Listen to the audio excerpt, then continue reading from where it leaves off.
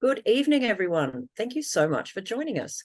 My name is Michelle Maloney, and I'm your host this evening. I am in conversation with the rather fabulous Daniel Christian Wahl, and I'll introduce him properly in a moment. But first, I would like to invite you all to have a little breath, take a moment, reflect on where you are in the world in this moment. You might be like Daniel, lounging around, relaxing in Spain. You could be in your lounge room, enjoying your dinner. Wherever you are, welcome. Thank you for joining us.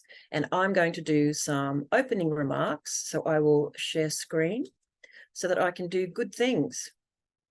Okay, so we are really pleased to have Daniel Christian Wahl join us this evening.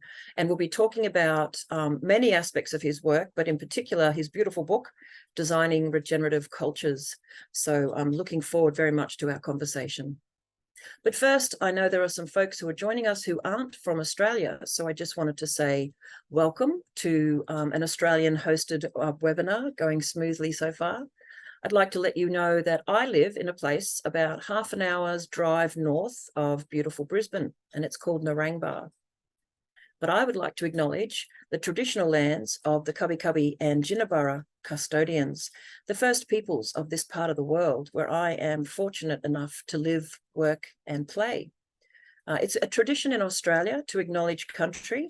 It's a constant reminder of the first peoples, and it's a really important way also to acknowledge country, the moral and spiritual part of our land, things that support us, the earth community that sustains us. So I'd like to acknowledge that land in this continent was never ceded. Colonization happened through violence, and there was never any treaty. So our beautiful modern place of Australia has a long way to go in order to find a future that is fair and just for everyone. And for those who've never seen it before, and even for those who have, here is one version of a map of Aboriginal Australia. It's a really remarkable map, and the work we do with Indigenous elders like Mary Graham, they constantly remind us that this map is so many things. It's showing pre-colonial and ongoing traditional estates. It's a language map, and it's also showing one of the oldest continuous governance systems in the world, which I'm deeply in awe of.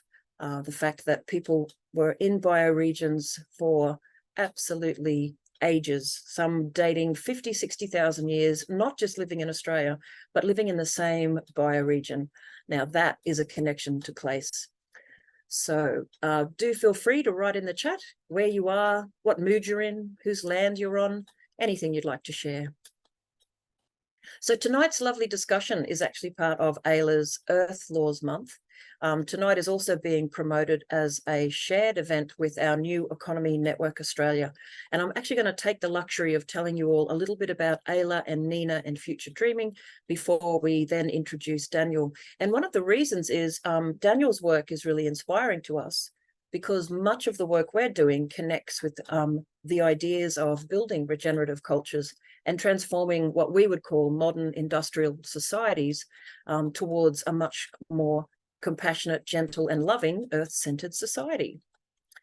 So firstly, the Australian Earth Laws Alliance. We were originally inspired by earth jurisprudence and the deep ecology work and writings of Thomas Berry, Arne Ness, and many others.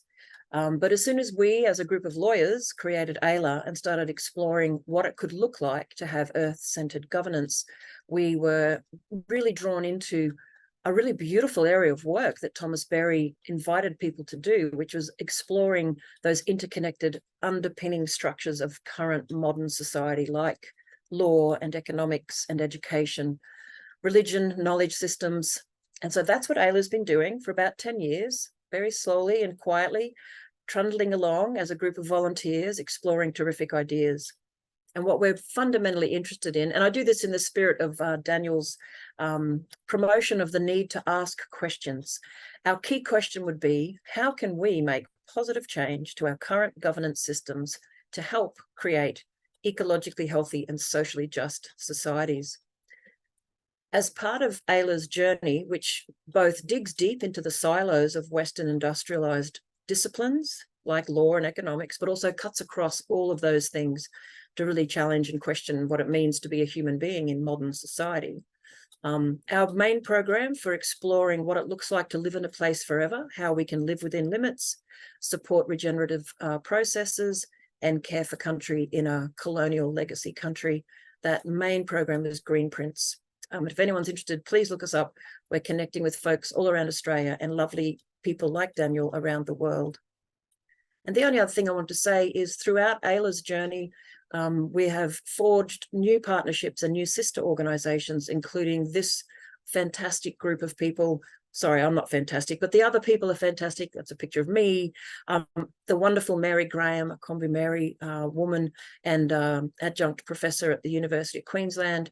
Ross Williams, who's a Bindal Juru man and works around a whole bunch of amazing youth mentoring and other projects. And so many more. And it supports Regenerative Songlines Australia. And last but not least, and Michelle's very long advertisement for their own work, the New Economy Network.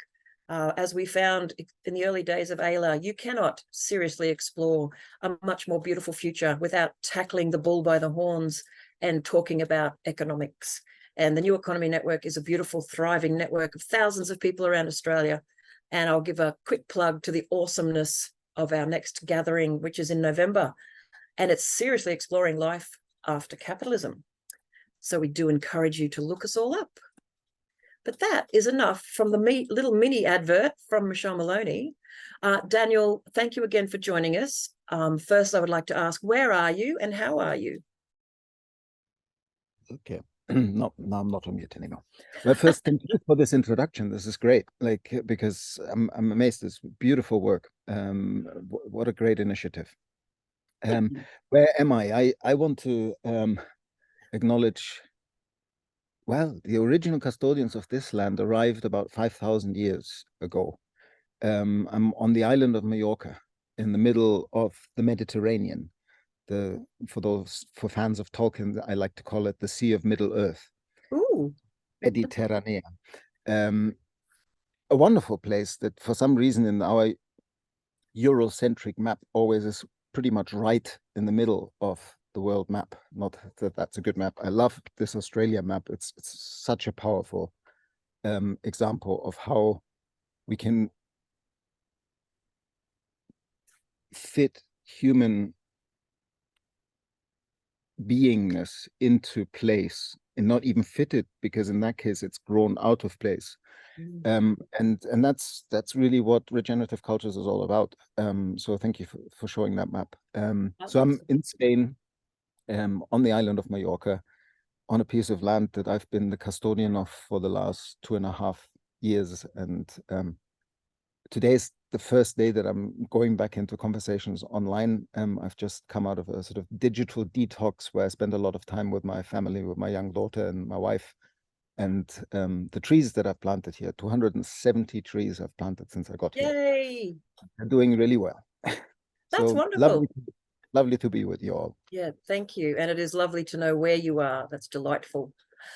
So for everyone who's joining us, and Daniel and I have chatted about this, we're going to have a sort of discussion, a bit of a Q&A from me to Daniel for the first 45 minutes or so, or a bit longer. If you do have questions you'd like to put to Daniel, please do put them in the chat. It might be good if you hang on to them for about half an hour so that I can chat freely with Daniel as we move through some of his remarkable work. But do feel free to put them in the chat anytime. So there's a number of questions that I have to put to Daniel that I'm curious about and would love him to chat a bit more about. Some of it's drawn from his broader work, and I should have had an image of it, and you probably can't see it, but I have his Designing Regenerative Cultures book. No, you're not going to see it. Anyway, it's there somewhere. I can put in the link. If you haven't already read it, I strongly recommend it. It's rather fabulous. So, Daniel, to get things going, I'm assuming there would be a few folks on our call tonight who might not be. Are you okay? Do you need to go somewhere? No, there's a lawnmower next to me, which has just stopped. But if it starts again, I have to move. Totally fine. But yeah, don't worry too much. If there's a little bit of background noise, we probably won't hear it. But if you want to stroll around your garden, we'll come with you. So, Daniel, I thought we'd start with, as I was saying, I was thinking that some folks joining us could be very interested in your work, but perhaps haven't read your book yet. So could you maybe provide a short introduction, just give us a little bit of an overview of your key areas of interest and maybe a short introduction to ecological design? Well, okay, short is always difficult, but I'll try. Or medium length is good. Basically, the brief trajectory in terms of my background is that I'm originally from Germany and decided to become a marine biologist. So studied biology in Scotland and then realized how reductionist science really was. And with a bit of a detour, ended up studying holistic science at Schumacher College, where I began to understand that all these attempts within science, like complexity theory, Gaia theory, chaos theory, Goethean science, and another earlier example of trying to create a science of qualities, are really expressing a holistic participatory worldview in scientific language that we've already had before. Most traditional cultures have a similar participatory worldview, but that in order to make it actionable, you needed ecological design to actually live and redesign the human presence on Earth in such a way that it actually expressed this holistic participatory worldview. And that's what, so basically at Schumacher College, I got really excited about design and ended up doing a PhD, which was called Design for Human and Planetary Health, a holistic integral approach to complexity and sustainability. Very nice academic title. And it was 750 pages long, and I was surprised that nobody read it. So 10 years later, after working with Findhorn College and living at the Findhorn Eco Village for 4 years and working with various NGOs like the Center for Alternative Technology and so on, then we're working with Gaia Education for many years in writing their curriculum and teaching their courses in the Global Eco Village Network. I ventured to write this book that you just held up, which is sort of reflecting on the learning of applying the theory that I already worked on in my PhD through these different avenues. I also worked for an international, for the UN in different, for UNESCO and UNITA, and I worked for UK Foresight, which is the UK government's future think tank about stuff that we should pay attention to in 20, 30 years. And at the core of my work is really, how do we, without going back, because we can't go back, go forward into a much more mature use of technology, which to my mind means a lot less of what we think of when we hear technology. But this makes me think of the conversation I had with Professor Anne Paulina from Australia, who really made me understand in this conversation, part of the RSA podcast series, Regeneration Rising, that Indigenous Australians have still the understanding that language is fallible and that words are technology and that words are powerful. Yep. And that you better watch out when you use them and how you use them. And in this conversation with Ampolina, she mentioned that when she's on country, there's very little conversation. Nobody talks to each other for a very long time. And there's even a practice, as far as I understand from what she was sharing with me, of when you come to a place where you then want to talk, to ask the place permission in something that is along the lines of, we're now going to talk for a while using language. We hope not to disturb this place, and we're doing so in the best of intentions for life and the tribe. And then there's something in there, I can't remember exactly what it was, but which is actually a verbal acknowledgement of we're using language as fallible as it may be. And for me, this was a huge lesson to understand that we really got it wrong when we talk about technology, and get so proud about all these fancy computers and all of that. Western Because society is so proud of so many things. Yes. in indigenous cultures all around the world had a set of very simple sacred technologies of sitting around the fire in a circle and talking with a talking stick, or a way of listening that deeply acknowledges everybody's subjective participatory understanding of being part of the larger whole. And therefore, there's a constant access to collective intelligence and a constant access to the information flowing from the more than human world that is so critical if you want to be an expression of place rather than an owner of place. And yeah, so I'm digressing, but for me, because of this context and what you're working on and where you're speaking from it, I guess this is why this is coming through, is to just acknowledge from the very start that when I speak about regenerative cultures, when I speak about ecological design and all of those things, I absolutely do so in the awareness that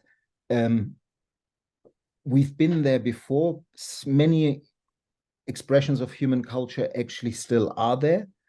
And we have a huge juggernaut of a consumer society within a deeply dysfunctional neoliberal economic system that is fundamentally destructive to people and planet. And so how do we bring all of us back into alignment with life's regenerative impulse? Like the important bit here, that maybe to highlight from the start, is so we don't get into that mental framework of thinking of regenerative cultures as, how interesting, what is that? We should create that utopia. It sounds really nice. It's not a utopia to be created in the future. It's a fanning the embers of how caring, loving, feeling part of place, considering others, human and non-human, shows up in your place everywhere. Because we are fundamentally a regenerative species. All our ancestors are indigenous to life expressions of place. Sometimes, for some of us, we have to go further back. In Europe, we got colonialized by the Romans and others 2,000 years earlier, and then inflicted the trauma that created on the rest of the world through colonialization.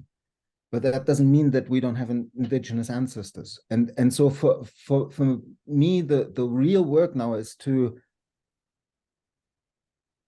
bring humanity back in alignment with life's regenerative pattern. And the only way to do that is through paying attention to place. And yeah, I don't want to, there's lots that I could go into now, but let's stick to the wonderful questions. That's wonderful. That's beautiful. And I think you have encapsulated some of the core essences of certainly what someone like myself has observed in your work, not just the interest in shifting Western industrialized societies to something better, but that deeper connection to that truth that we are all just earthlings and that there is love and we know the way. It's just hard to unpick and put back together the societies that have emerged through stumbling over technology and falling into things that seemed convenient. So yeah, thank you, Daniel. That's really beautiful.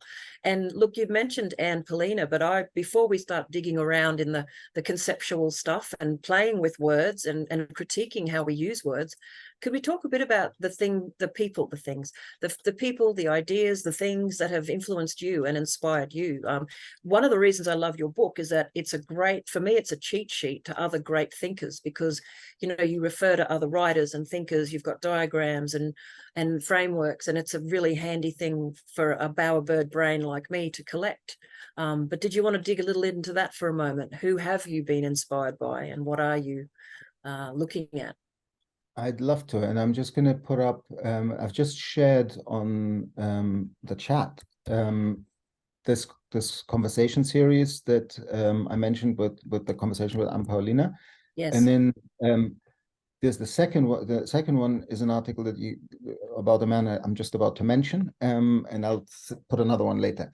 Yes, please. So basically, because we agreed, and I think this is a really interesting focus to stick around with the concept of ecological design a bit in this conversation.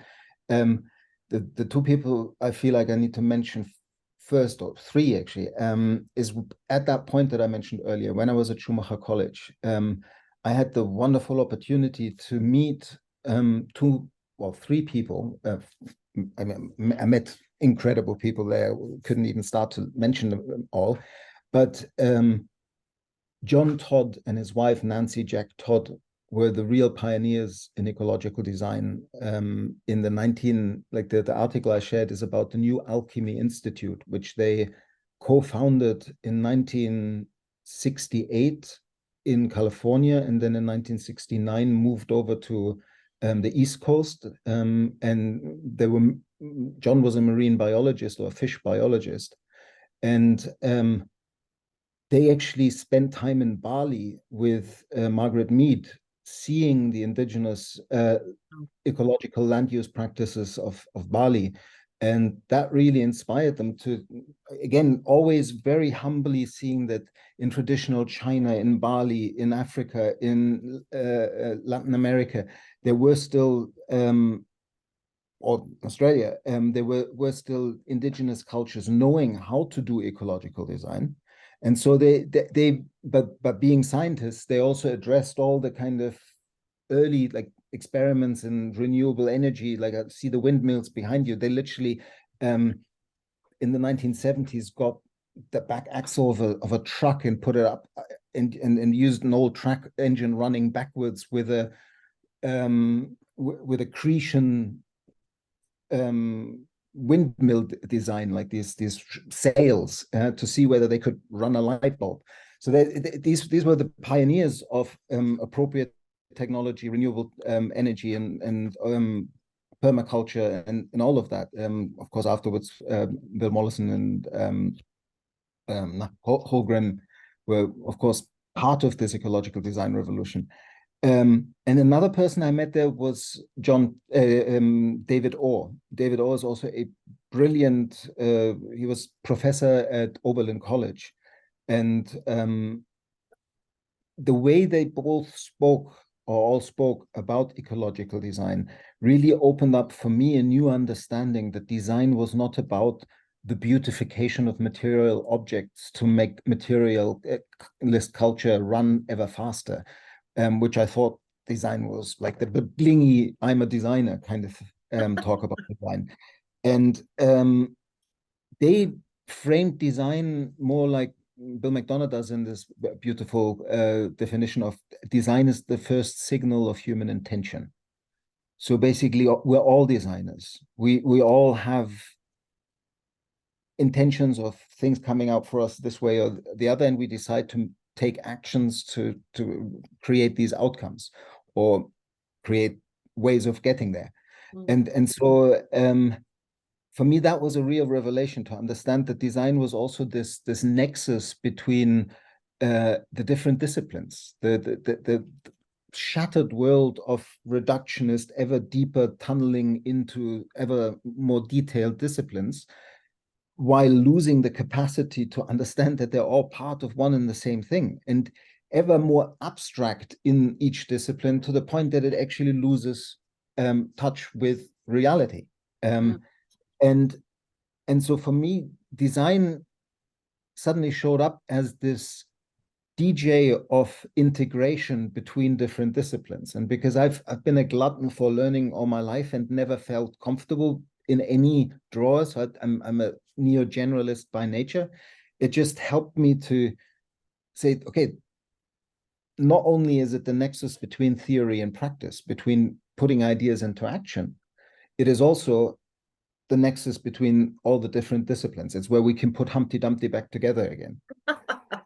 I think that's fantastic, because one of the things we do in the work we're looking at is sometimes you have to go down into the silo, that separation, that discipline, to speak to, in our case, if you want to talk to lawyers, you can't host an event on economics. They won't come. You have to have lawyers talking to lawyers. But I love that you called it, what do you call it, a DJ of design, or the DJ of ideas. You're using ecological design as a way to cut across all of those different disciplines. That's fantastic. And so you mentioned John and also David Orr. Yeah, David, I'll send you, let me just briefly put it so I don't forget. This is a lovely conversation. If you, of any of the links I'm going to share with people, if you only look at one thing, it should be this conversation, because it's... Yes, and I know you've quoted David Orr in the book a lot, so that's terrific. But in many ways, David, and this is the conversation, so that's the why I'm recommending to you. This is a conversation I had with him in 2006. After, like, when I did my PhD, he actually came over from Oberlin to Dundee to be my external examiner. And after that, I had a travel scholarship from the Ecological Design Association of Scotland, and I went to visit him in Oberlin. And this conversation happened just before he left. I ended up staying with his wife for another day or two in Oberlin, because he had to go to see Al Gore about one of his climate projects. But we had 20 minutes where I asked him some really key questions that then influenced my thinking for the coming years, and really planted the seed of this book. Like, at another conversation during that stay with him, he literally challenged me to write that book, and it took 10 years. So it's he's so eloquent about ecological design that if you want to get an introduction to ecological design, he's definitely. But again, always highlighting that there are a lot of white male professor types that I'm naming here. But these are people who clearly understood that who to learn from, which is basically from indigenous patterns of how to be in place. But also, I mean, and the Indigenous elders I work with acknowledge the good things in Western thinking and culture should be embraced and should be, transformed into a modern language that connects with Indigenous culture. But we don't have to write off everything about our peoples, our places, anyone's place, anyone's groups. Their knowledge is valuable. So, but it's lovely to hear you acknowledge, I am referencing white male professors. As a white woman who is still pretty aware of gender and aware of race and aware of class and aware of Eurocentrism, it is actually really nice to have a white man acknowledge that he doesn't just reference white writers. So. No, I try absolutely not to. But I just thinking of it. John had this beautiful definition of ecological design, which is elegant solutions carefully adapted to the uniqueness of place. And I actually used that build on it in my book a little bit. It's perfect. Elegant solutions carefully adapted to the uniqueness of place. And I would say biocultural. I added the biocultural uniqueness of place. But I think that sums up what ecological design tries to do. That's terrific. And so in terms of other, and we'll move on in a moment to explore some of the concepts in your work, which I find really valuable. But just in terms of other influences, I note you've cited Bill Reed, and you do talk about Arne Ness and Earth laws to a point. So did you? Yeah, I could really rattle off a lot of people here, but I mentioned them all in the book. I mean, the Bill and the whole link to Regenesis and their amazing work, and Cara Samford, I have to hold up my hand for those who read the book, is that when I wrote the book, I knew Bill's 2006 article on shifting our mental models, and I hadn't actually clicked how much work Regenesis had done in that field. I came through Regeneration more through the regenerative agriculture folks, and Darren Doherty, Australian. Since I wrote the book, I've become friends with all these wonderful people like Bill and Pamela and Joel and Ben, and they're amazing. But they didn't really influence the book that much, apart from offering this wonderful frame or Mm. from kind of business as usual to regeneration, which also has its pitfalls. I've Yes. learned since. But other people that, like, again, coming back to this wonderful period of doing a master's in holistic science, being taught by James Lovelock in person, by Rupert Sheldrake in person, by Henry Bortoff, Margaret Calhoun, Arthur Zients, and I remember, because you have this deep link in your organization to the work of Thomas Berry. I remember Brian coming back from a meeting at the Context Institute or something in the States in 2000, and well, Brian Goodwin, who's the founder of the he's one of the founders of complexity theory, and he founded the Masters in Holistic Science there. And he was at a meeting with Thomas Berry, which was one of the first meetings on Earth jurisprudence. That sounds right, because 2001, they had a remarkable gathering in the US. It might have been that or some flow on. Yeah, that's very cool. The Gaia Foundation, Ed Posey and people were involved as well. And I think Vandana Shiva. But anyway, I remember him passing me this TypeScript paper and saying, like, it wasn't even a published paper, it was just a draft. And he said, here, this is what we've been talking about. This is going to be really important in the future. That's lovely.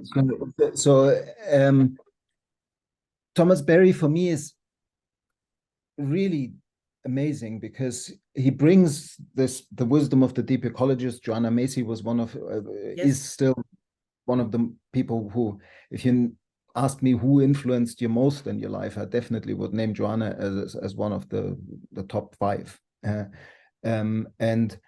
But Thomas Berry's work with not just the universe story, bringing us back into the larger picture, beyond even the planetary, into the cosmic. Yes. And his attempt to try to use science to re-enchant us with the world, to not say science is evil and follow religion, but to say, no, you can have access to the splendor of the creation or this divine living being that we're all part of, through the miracle story of science. If you don't take science as scientism, but you take it as one window. Yeah, one window. And for those who don't know, sorry to interrupt, Daniel, Thomas Berry wrote a book with Brian Swim, who was a mathematical cosmologist, and it's called The Universe Story. I think the great flaring forth from the Big Bang to something else. It is a remarkable book, and there's actually a kid's version. And for Westerners, it's a lovely way to connect with what we think is, at least, the story of our entire universe from the Big Bang, but in a way that has been translated into different cosmovisions. And also the faith communities in Western societies will literally do a little walk, that beautiful spiral walk. And I have to say, even someone like me who's loves the living world, loves life, the spiral walk reminding us of the age of the earth, and when the gifts of flowers, when the gifts of different things emerge, it's a really powerful process. And I think that was one of the reasons it resonated with me. It spoke to the beauty of life and that regenerative aspect of life, but it touched on those little Western elements, those neurons in my brain that said, oh, I like that, there's a logic there that I can understand. So it's pretty cool. Yeah, no, I mean, it's just briefly onto the whole universe walk. I actually yesterday talked to a group of local activists that we should revive a project that in the end didn't happen, which we were working on 8-9 years ago here on the island, which is to, on the seafront, put in 36 panels starting at the Big Bang, walking to the present, in a place where lots of people come to just walk by the seaside in the evening. It would be such a social acupuncture, cultural acupuncture way of engaging people with the magnificence of this larger story. Before we move on, Thomas Berry, the other thing that he really highlighted is bioregionalism. Like he was really one of the early advocates of all of this. Only makes sense if it comes out of the potential of place, out of the uniqueness of people and the uniqueness of a particular locality. So yeah, visionary. It is, and it's beautiful work, and it's certainly connected ALA and Green Prints through to that, whether it's a bioregion or a catchment or an ecosystem or an Indigenous estate, your place, the place, nature's way of telling you all about herself. Look, well, we might jump from the big picture and the inspiration. I'd love to get you to explain some concepts and ideas. It's lovely to hear someone like yourself go back to, basics of Regeneration 101, if that's all right. I was wondering if you could talk a little bit about these ideas about the difference between sustainability and regeneration, and why so many folks are moving past the ideas of sustainability, even, forgetting for a moment how many of those concepts from the 1990s, which have done terrific things, have been greenwashed and diluted. But yeah, the differences between sustainability and regeneration. And would it be helpful at all if I brought up that Bill Reed's modified diagram from your book? Maybe not. I don't think so, because I mean, it might, or bring it up. So since we are going to talk about it now, but it's a very interesting first cut that doesn't make sense to explain how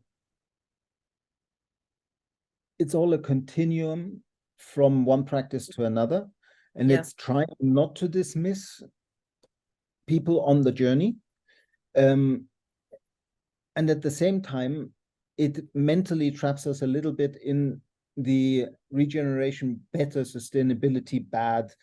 And what I would highlight is that they've always been like, this is the graphic. So the idea is that we're moving from the bottom left to the top right in a process of going from conventional practice, just staying within the legal limits, to greenwashing little activities that are just steps on the way. But it's you can use it for greenwashing, but it is companies trying to reduce their impact. So they've already started moving to some extent. Then it frames sustainability as the neutral point, which I think is one way of seeing it. But you could also say that there are people working regeneratively in sustainability. I prefer that view. And then it says that restorative, like in this framing, again, what I don't like about the graphic anymore, now, I mean, the book's from 2016, is that it has a little bit of this classic Western thinking of better than either thou. or. Yeah. It's either this or that. Yeah, let's take it away again, and yes, we will. We'll make it go away, Daniel. There we go. Still, I mean, it's a useful framework, but the reason why I'm not so enamored with it anymore is that I've seen how many people are now out there who are kind of in this, oh, you're still talking about sustainability. I'm talking about regeneration. Yes. I can't believe we're still so 20th century, or and that kind of attitude. Yeah? And I think that's a terrible mistake, because it sets us up as if we're in some form of competition. And they're like the people we just mentioned, they've for decades used ecological design and sustainability as the terms to bring this work to other people. And if we too much dismiss sustainability, the younger generation is not even going to look at any of that wisdom, because they were mistaken then. They were working on sustainability. And the other thing it does, and this is the other bit danger of it, and this maybe also, no, it's not the difference between me and Regenesis, because Regenesis also agree on that completely, is that it somehow sets regeneration up as if it's something new that we're moving towards.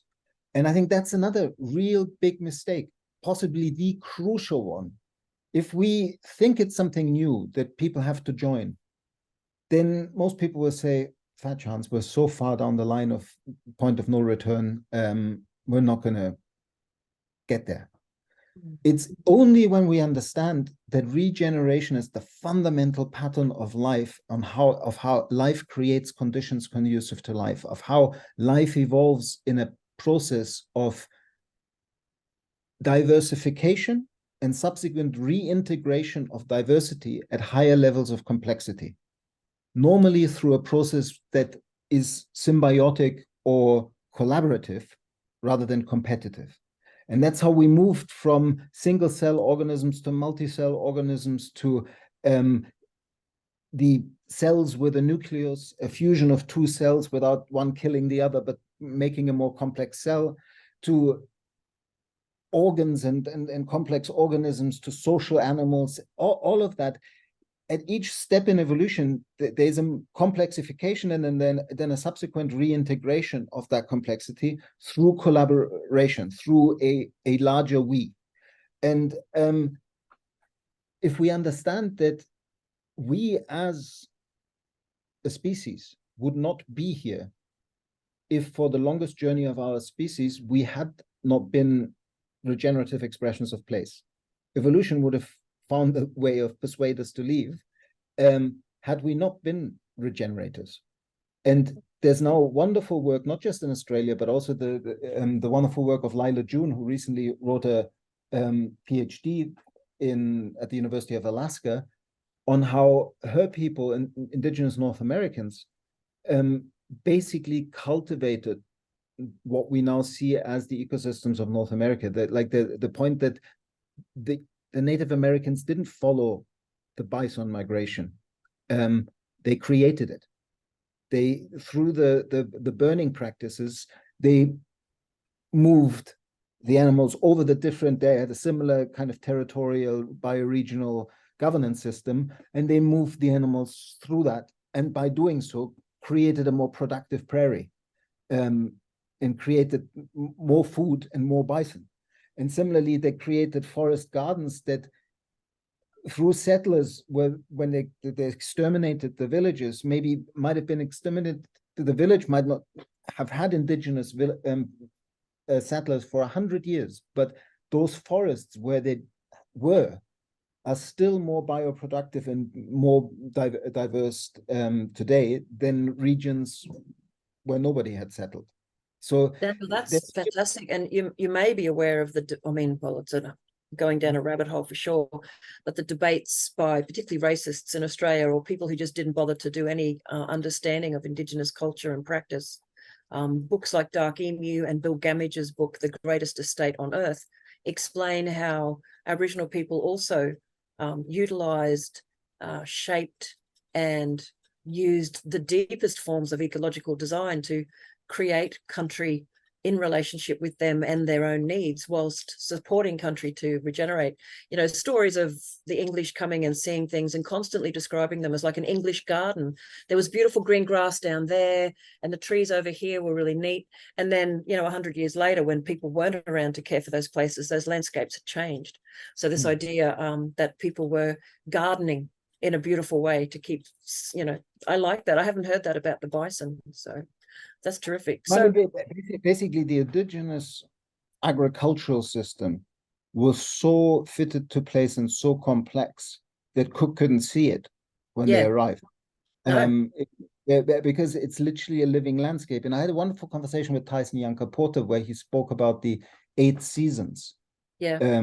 And how they are, and the journey of the walkabout being a clear marking when to disrupt in which place and then move on in order for that place, once disrupted, to be more abundant. Like as gardeners, as ecological design species, as a regenerative species, our role is to some extent disruption, but disruption in this adaptive cycle of dynamic ecological systems is actually what allows for the recombination of nutrients and new possibilities to then create more productivity. But it's to a certain extent, it's about the degree of disruption. And that's why in many ways,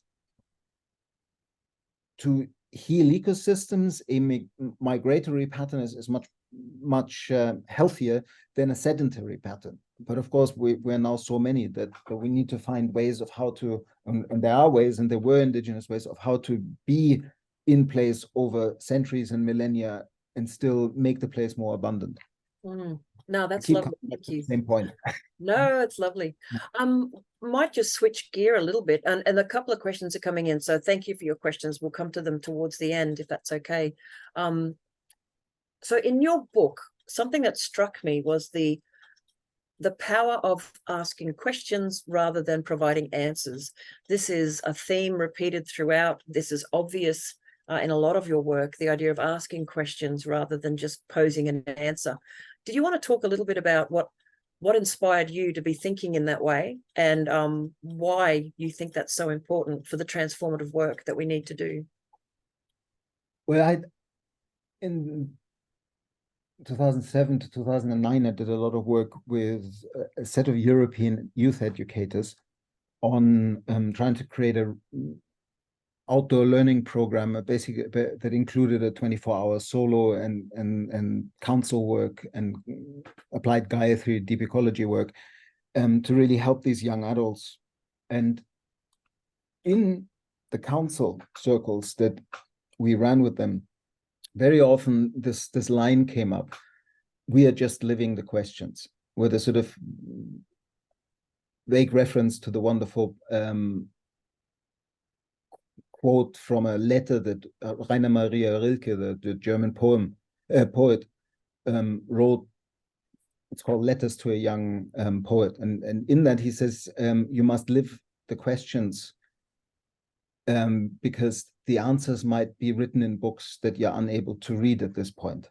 You only when you deeply live the questions will you maybe one fine day live into the answers without even realizing it, something along those lines. And for me, that's a really powerful notion, because one thing that I learned through my studies in complexity science is that basically any system that has more than 3 interacting variables, so pretty much everything, is a complex dynamic system and is fundamentally unpredictable and uncontrollable beyond what we mentally do in terms of reducing the time span or the context, and then we can do prediction and control. But ultimately, life's always more complicated and complex than prediction and manipulation and control can muster. And so for me,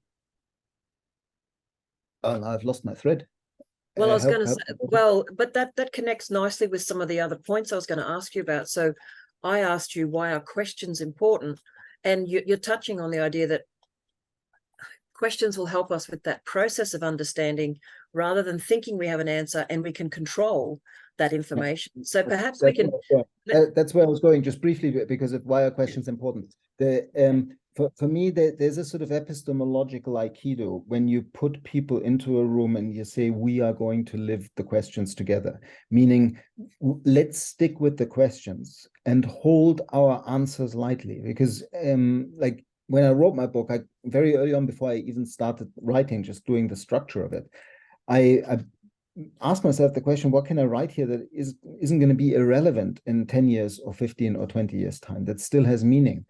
And I realized that most solutions, like if I would talk about any of the kind of technology behind you, like the solar panels and the windmills, they might be superseded in 20 years time in one way or another.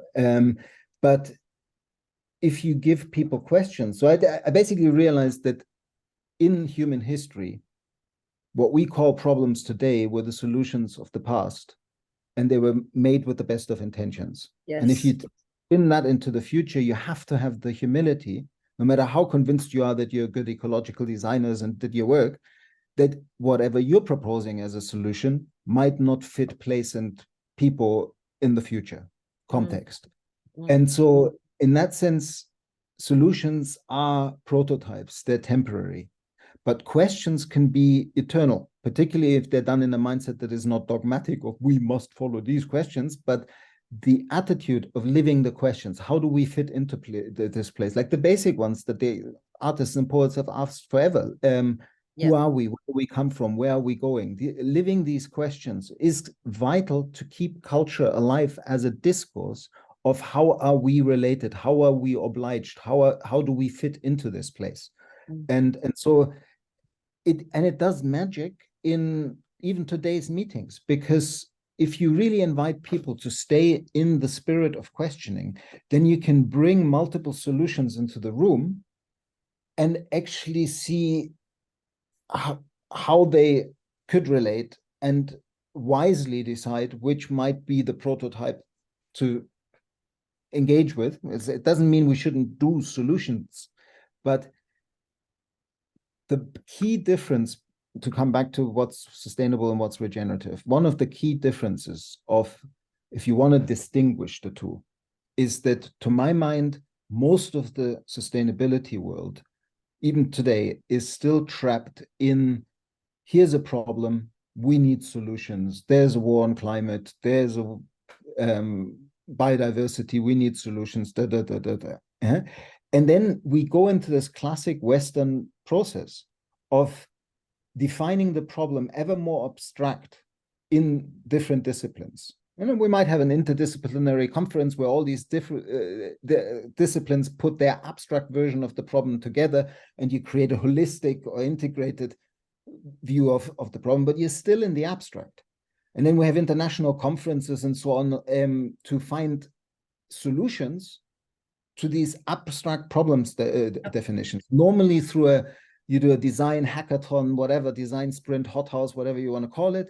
And then people come up with solutions, and you bring in the investors, and the investors, they pitch their solutions, and then the investors say, how do we scale it up?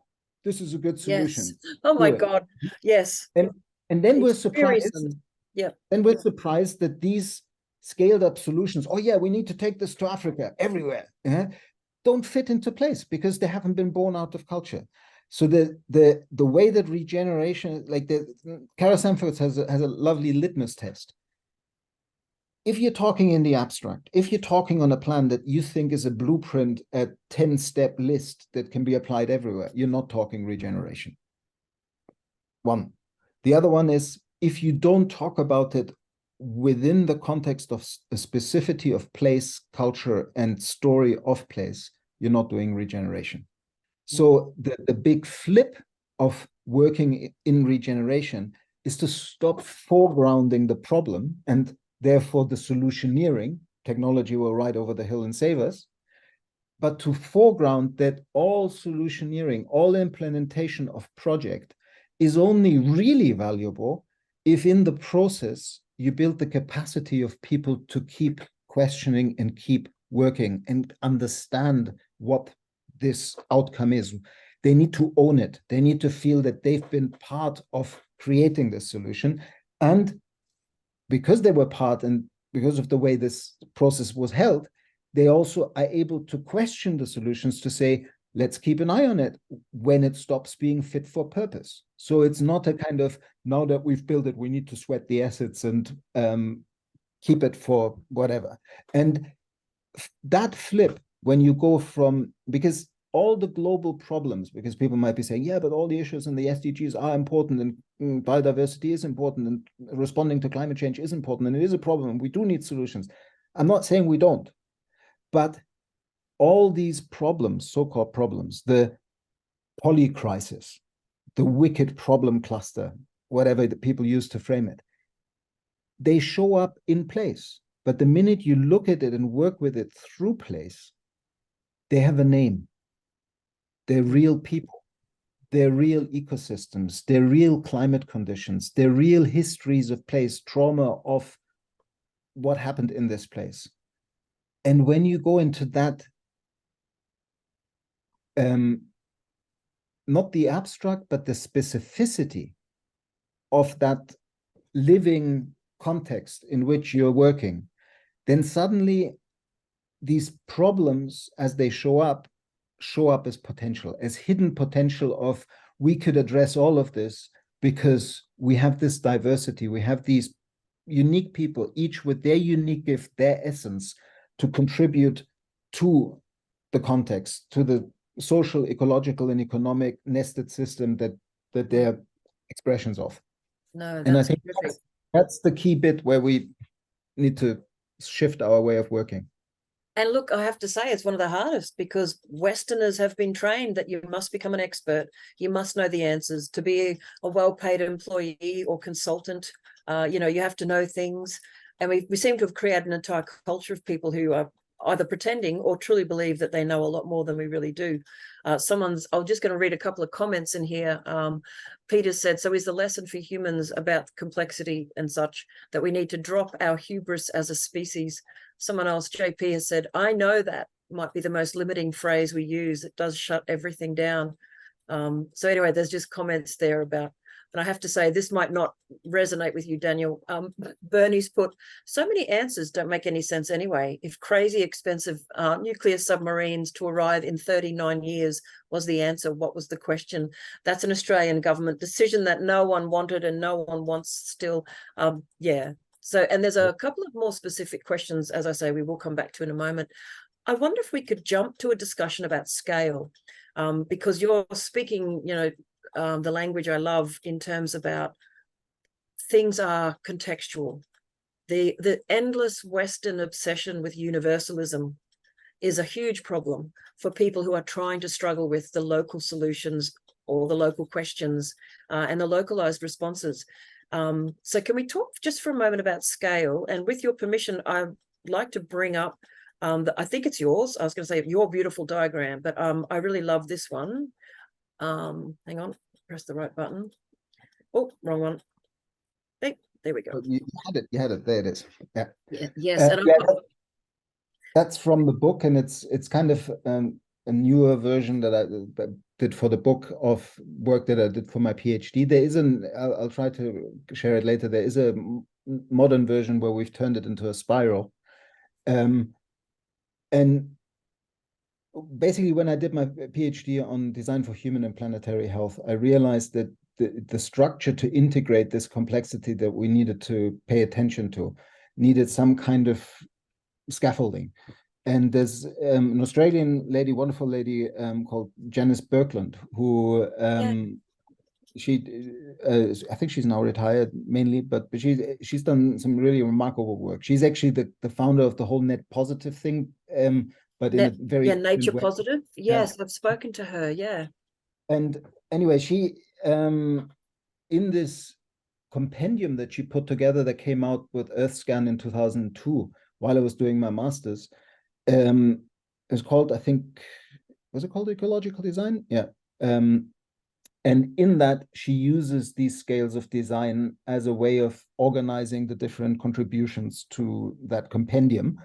She didn't have, I think she started with product design, and she didn't have the national and international collaboration. But for me, putting these in relationship helps us to understand that when we work in material choices and green chemistry, we're working in all the other scales. Meaning that also if you're an architect and you don't look at the materials that you use to build the house with, or that people will use in the house, then you can build death traps where chemical off-gassing from cheap plastic products can actually be recycled through air capture systems rather than filtered out. And so the capacity for designers who are becoming specialized in one of these scales to pulse in and out, to really acknowledge the nested wholeness within which we're operating is vital. And so and the interesting thing, if you look at it, is that the bioregional scale encompasses almost all of them. Beyond that, it's all about collaboration between bioregions, organized maybe through nations and through some kind of international system of governance, but always in a subsidiary way. This political concept of subsidiarity is very critically linked to this scale linking design approach, because it's basically saying for people to passionately participate as regenerative healers of the places that they're part of, the communities and the landscapes they're part of, they need to also feel that they have the power to make decisions on things that affect them. And all higher forms of governance need to be subsidiary to enabling that.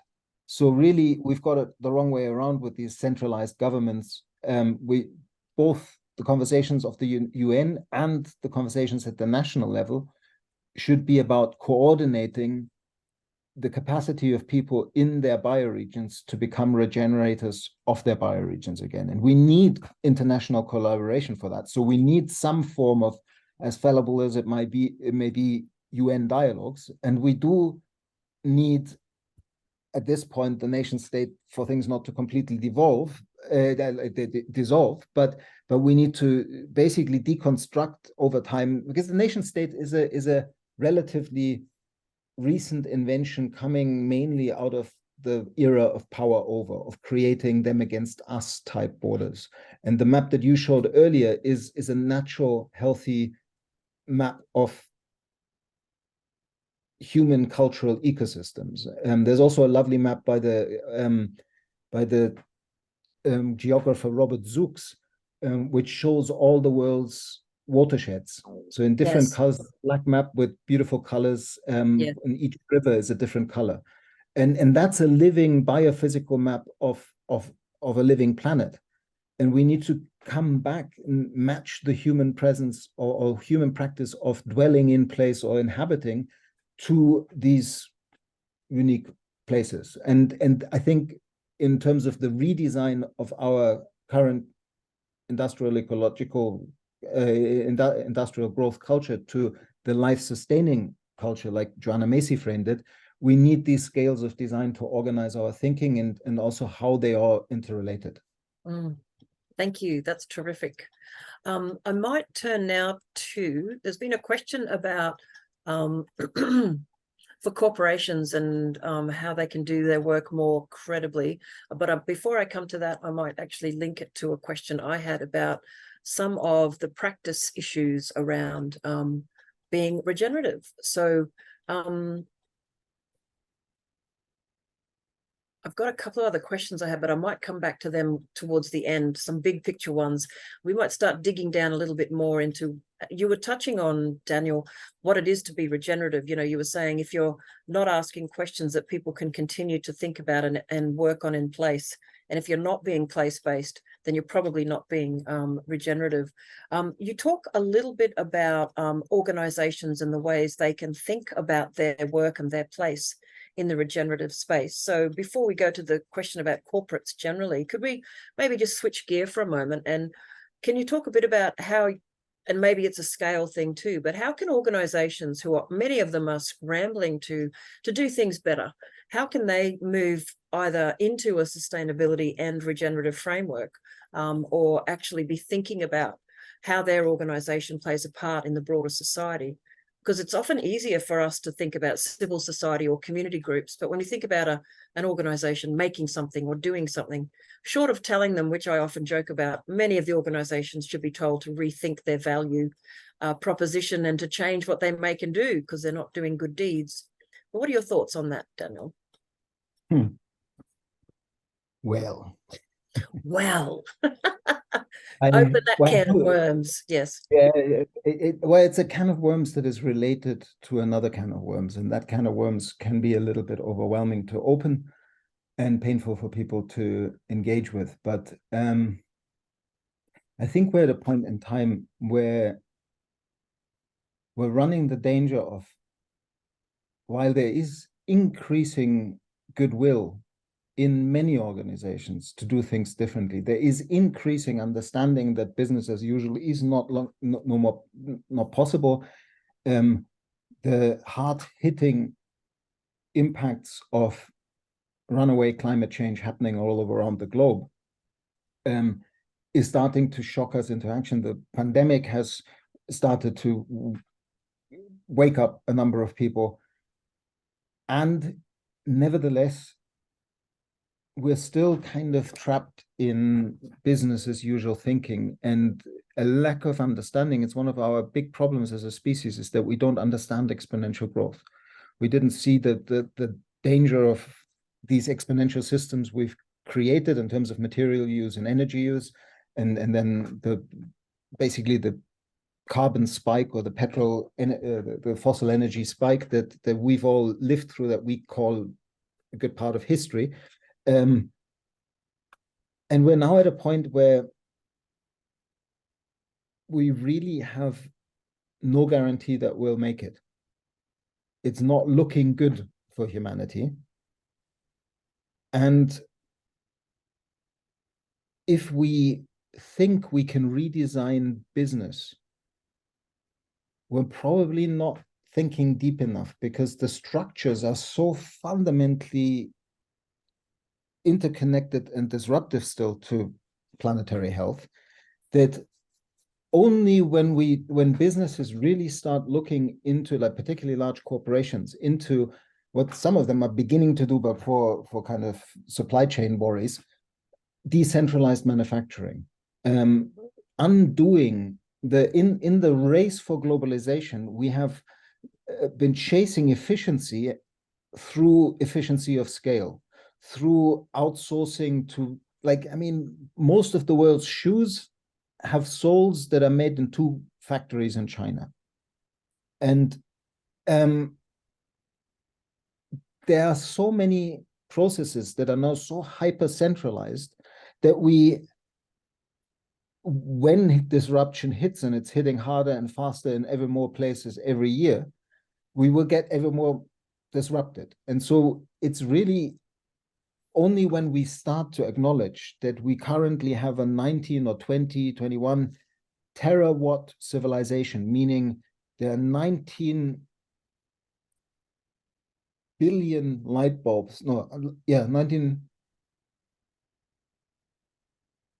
billion light bulbs, 100-watt light bulbs running at any point in time to power our civilization, the 100-watt light bulbs. In terms of an analogy, we need that much energy to run what we call modern civilization. But if we look at what can be run on current solar income and renewable energy, we're maybe looking at 4 to 6. So we need to build systems that use a lot less energy. We need to build systems that are not based on fossil materials. And this is a fundamental redesign, and business, of course, plays a vital role in that. But if they think that they just need to tweak what they're doing right now, or localize it a bit, or localize the language and the selling, but not the production, it's not going far enough. So what I believe we need to really look at is this enabling cross-sectoral collaboration within each bioregion to look at the import-export balance. What are we dependent on in these regions? Yep. What are we producing in this region? How could we increase the bioproductivity of this region? Like the shift that is also happening more and more is the understanding that maybe thinking about about climate change through the lens of a myopic carbon focus has actually been part of the predatory delay of business as usual. And it's of limited function. It divisions the system, and it is an entry point that is not very holistic. But the minute you think about climate change as healing local and regional hydrological cycles, carbon is still really important, and I'm not saying we shouldn't pay attention to it, but then carbon fits into a living cyclical process of increasing water filtration, increasing bioproductivity, capturing carbon, but it's about healing local hydrological cycles. Like in Australia, you have a similar issue on a large scale that I have here or we have here on Mallorca.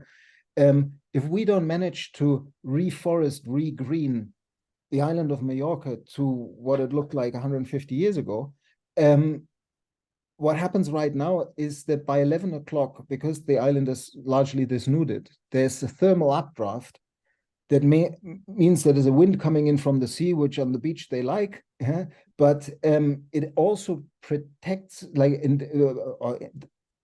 allows moisture from increased evaporation due to climate change above the sea not to reach the land, because there's this hot air pushing up.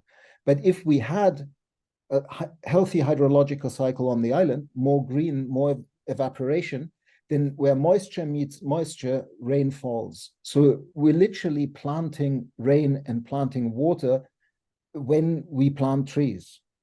Yep. And even if it takes watering to get them going, once they're going, they bring their own water with them, so to speak. Yes. When you we're talking at the landscape scale. And so when we talk about how is this relevant for business, it becomes relevant for business when business has a face within its community again. When business moves towards cooperative structures, when we build regional, bioregional regeneration cooperatives within which we still need some mining, and we need, like, it's never an either or. Like we need to, just like the scaling that we saw earlier, we need to have a very nuanced conversation now about what is the minimal amount of material throughput through mining and fossil fuels that we can run in order to enable the maximum amount of people in their bioregions to live a meaningful and fulfilling life. So we need to look at how do we keep technologies like the one that allows all of us to talk to each other in the future, but do we need the energy and material it takes and the water consumption from the service being cooled it takes to have gazillion hours of Netflix on demand, or all these other things that we've created, this constant sucking of energy and even, yeah. So we need to get real, and on many levels, and business needs to get real to see how it fits into redesigning the human presence on Earth within the lifetime of the generations alive today. And once they do, then they can be regenerative. Thank you, Daniel. And look, you've raised a number of issues that in my PhD, I looked at how we could work collectively to use different forms of governance to reduce unsustainable consumption. And of course, through anything like that, you start to look at the sheer volume of the stuff that we make. And there was one particular author who was looking at the lack of values in our business and consumption, meaning we would make value judgments on certain human sector activities, but we didn't say 1,000 pieces of plastic for toys and clothing over my 5-year-old's lifetime from 5 to 7 versus a bit of plastic in a hospital to ensure that operations could happen. There was no choices made between what was a valuable use of a certain kind of resource and what wasn't. We've got a society, and this links to some of the stuff you talk about, how we have to move towards a mature society, and we'll come back to that in a moment. But this idea of a society that has somehow managed to say, everything's okay, we'll fix it up later, and the overproduction, which has led to this phenomenal, pollution and biodiversity loss and land clearing. So it's almost like we have to move to a point where society understands what it needs and how to make value choices about which resources it'll use for what activities. But there are moments as an Australian when we look at our very pro-growth, mostly captured by fossil fuels governments, and think, when will they ever get to that stage? And that's why many of us work into civil society, because that's where a lot more people are really tuned into the realities of whether it's degrowth or restructuring, or it's a complex mess. But for the person who asked, somebody in the chat put the name Walter Jenne, and if you're interested in the conversation about the hydrological cycle, he's definitely one of the people to look up. It's such a critical moment in human history. And coming back or reiterating this point about, as we work in our community scales, on solutions, on preparation for what's coming, it means local resilience building. It means bringing back into the local community and regional community redundancies that have been made redundant out in this search for efficiency that the globalization has created. It means we need local means of production and consumption. And that process locally, as we work on that, needs to foreground that every solution we're building might still get disrupted by some calamity that's coming at us. But if we're building it collectively in the right way, we're building human relationships and our capacity to work together. And God forbid, but in some places of the world, there will be moments where the best laid plans are shattered, and all we've got left is sit in a circle and to say, what now? What do we do? How do we move forward? And this is the sacred technology of counsel. This is how our ancestors have managed to stay regenerative. It's not like they didn't have calamities happening to them, and they had that capacity to move forward also because they were embedded in social cohesion and a living, powerful network of framework of meaning. So in this weird moment that we're at, where there's such urgency, don't think that sitting in circles and making meaning together is, we don't have time for that. We need to do solutions and do another project. It's exactly that might be our most valuable work, because it's how we build relationships to each other and the more than human community in place that can give us the knowledge of how to be in that place, even if it has been disrupted.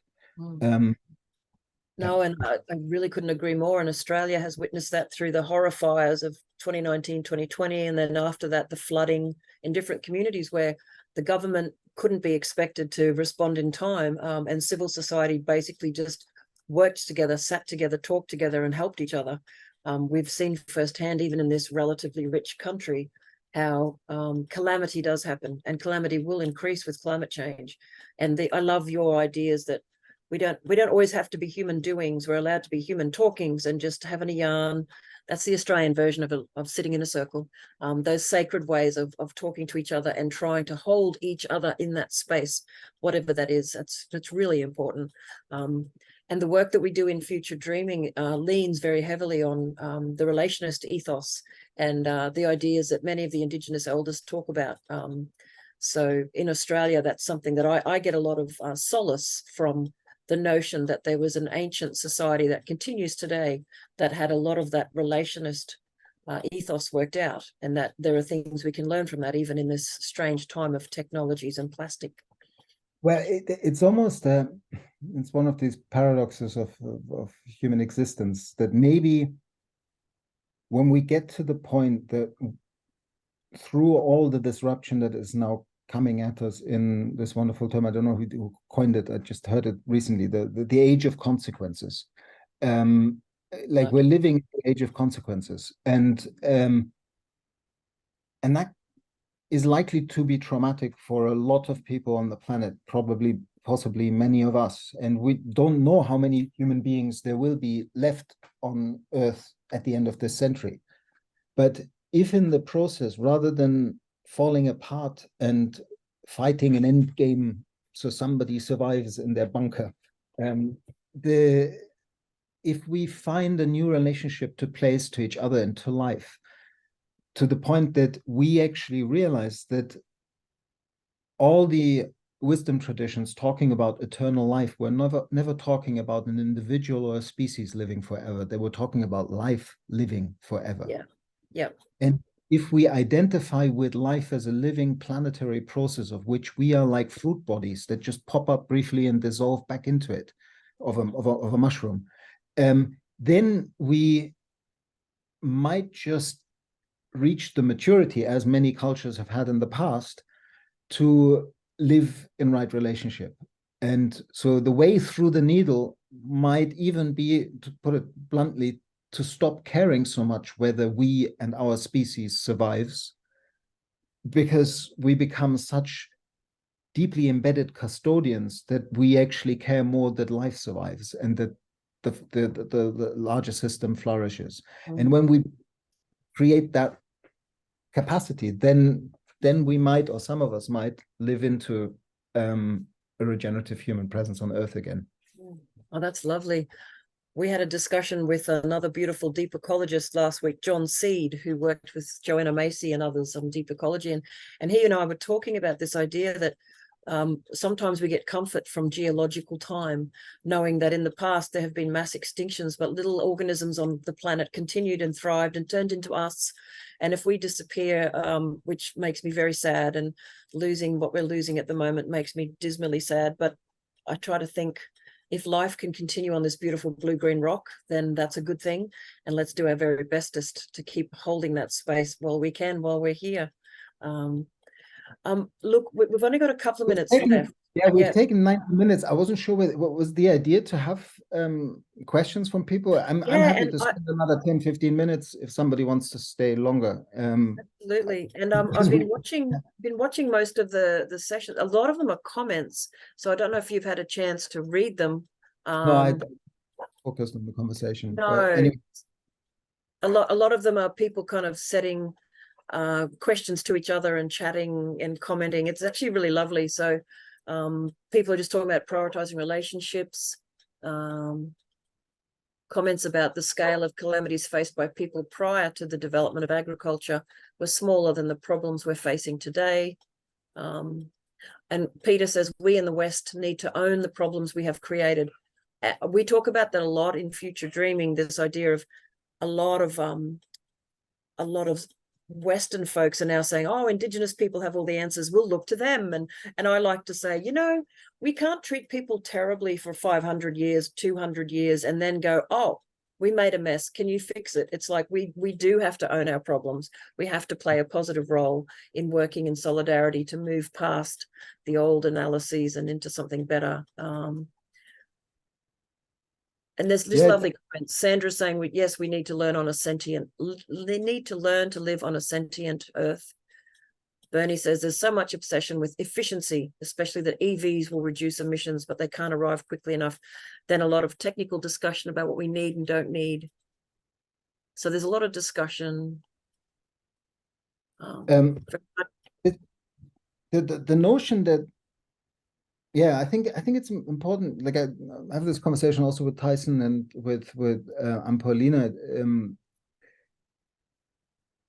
I think it's really important to anchor that we are all indigenous to life. Like two important things is like, let's anchor regeneration as something that is a fundamental life process and that is in our genes, so to speak, in our history, that we have that capacity. But also let's anchor that if we go back far enough, we are all indigenous to life. So we need to be careful while we address the monstrosities of 500 years of colonialism and the still existing outcomes of that. If we build another false dualism of indigenous versus non-indigenous, that can be actually really dangerous, and it can small percentage of sociopaths and psychopaths in all human societies, and also indigenous leaders can get on a soapbox where indigenous versus non-indigenous becomes a divisive force rather than a uniting healing force. So I think it's really important that while we do make those distinctions, we make them in the awareness that we're all part of this living planet, and let's be careful with the power of words, as Paulina Indeed. And I often like to say we're all earthlings, because that encaptures the animals and the plants and the people, sort of sidesteps a lot of those claims to cultural identity. Somebody asked, what does indigenous to life mean? I just want to answer that. It's born, literally, indigenous mean born out of, and it means we are born out of life. And I need to find one indigenous elder, wise person who would disagree that we are indigenous to life. I mean, it doesn't mean that the distinction between oppressor white settler cultures and indigenous culture isn't a useful one, but it's still a fundamental truth that we are living beings, and life, like the minute we look at life as individuals and species that stand in some kind of competition, we're in that Western narrative, we're colonialized in the mind. The living unity of life is a fundamental planetary process that shows up in diversity. We're not separate. We're expressions of the fruit bodies of the same largest body. We are, Daniel. And I think a lot of the folks on this continent think that way too. However, when you do live in a colonial legacy country, those divisions are very real. The way people are treated is very real. And as you, I'm sure, experience, if you can't help people work together, many of those people cannot rise to transcend those boundaries and think of themselves as earthlings first. Many human beings are literally involved in that day-to-day struggle to survive. And even in rich countries like Australia, we're experiencing ridiculous economic pressures on ordinary people. And sometimes they don't have the ability to go, it's okay, I can't afford the dentist for my daughter, but I am an earthling, I am one with the earth. It's one of the reasons we built the New Economy Network, is to help people grapple with this beast, this economy, these labels, these classifications, and really pull them apart and rethink them. So I absolutely agree with you, but living in a country like Australia and seeing ongoing difficulties between different groups, it just makes you aware that those realities are very real for some people, and they're respected, but yes, they're challenging. So I'm just looking for any other questions. There's some lovely comments. Redistribution is necessary. Yes. Great paper was. Sorry. Somebody shared a great paper by Ampolina. There's a lot of great writings by Ampolina, and Maria has said a lovely comment, which makes me think of the same thing. She says, I like Dr. Ampolina so much because she keeps saying, you are here now. You are inhabitants of this country too. It's also your responsibility to look after country. And I find that many of the traditional custodians of who we work with here in Australia say the same thing. I remember one guy when we were working along the Darling River, and he just said, you guys have been here long enough. You should love her as much as we do. You should be looking after the place the way we do. So there's certainly an expectation from people to be connecting and caring. Just before we go, and there's so many deeper issues we could talk about, but there's just a couple of little phrases that you use in your writing that I really loved. And I thought maybe if you could just speak to them very quickly. You said, somewhere in your book, you said, we need to have the attitude of a pilgrim and the attitude of an apprentice. And I wonder if that might be a couple of nice thoughts to end on, this idea of our journey and this idea of our humility as we learn and move through what we need to do. Did you want to speak a little to that? Yeah, I mean, for me, it's another way of framing that living the questions notion. So if you, one of my mentors is Satish Kumar, who founded Schumacher College, and he walked across, like from India to Moscow and Paris and to London and for peace in the 1960s. So he calls himself the Earth Pilgrim.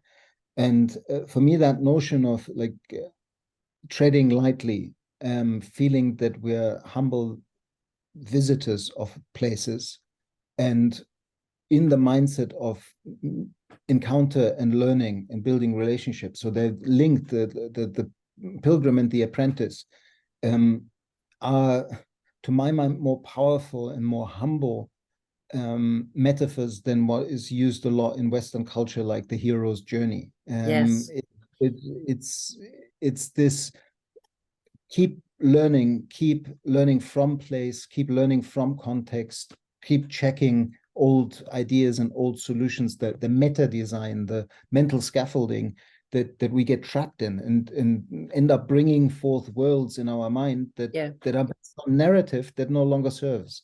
And so for me, both of those are just an invitation to humility in this strange awareness that we need to be, on the one hand, audacious, because every one of us changes the world. Everything you think, say, and do contributes to what will be. And that gives you enormous audacity and responsibility to pay careful attention to how you participate in this nested wholeness as an expression of life. But then at the same time, it also has to bring humility of saying, like, look, I'm just a small expression of this larger process, and I have to keep learning how to fit in and how to be in right relationship. So I think that they're vital notions for me. I think they're lovely too. And look, before we let you go and release you back into the wilds of Mallorca, sounds lovely. What's next for you, Daniel? What are you excited about, or what are you working on that you want to keep working on? I know that you're planting lots of trees where you live. That's beautiful. Well, I'm